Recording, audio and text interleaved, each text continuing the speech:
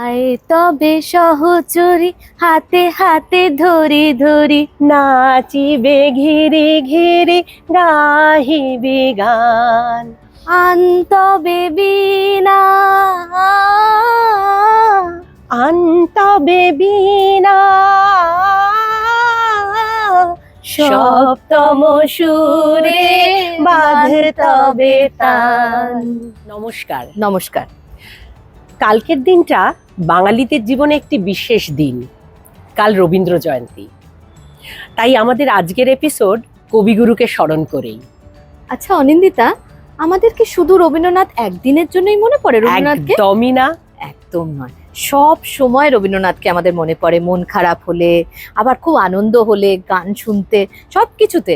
মানে কোনো কোনো সময় যখন একটা গল্পের বই পড়ছি তখন মনে পড়ে যায় যে এই অংশটা আমাদের জীবনে তো প্রায়ই ঘটেছে। সত্যি আমাদের জীবনের রোজকারের ঘটনার মধ্যেও আমরা রবীন্দ্রনাথকে খুঁজে পাই। রবীন্দ্রনাথ বাঙালির জীবনে আসলে ওতপ্রোতভাবে জড়িয়ে আছে, তাই না? একদম।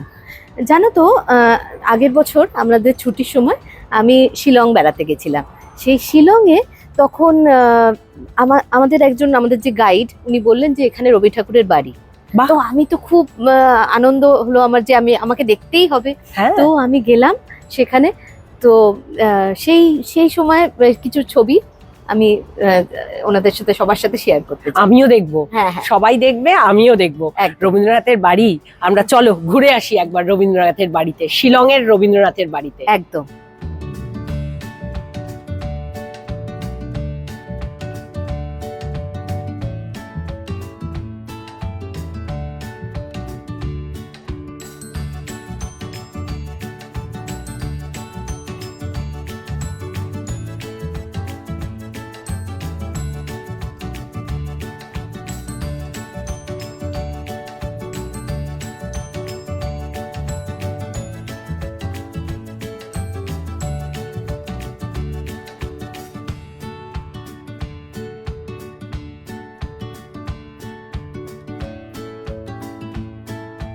তোমার লেন্সে শিলং ঘুরে এলাম, রবীন্দ্রনাথের বাড়ি ঘুরে এলাম, খুব ভালো লাগলো।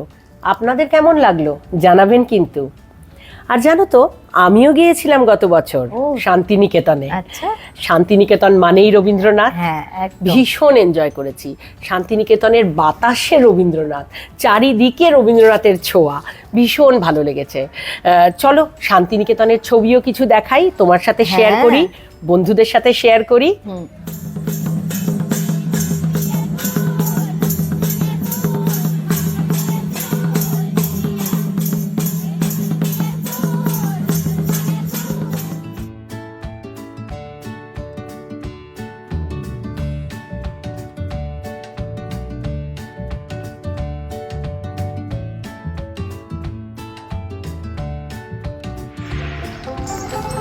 বন্ধুরা, আজকের ভিডিও এখানেই শেষ করছি।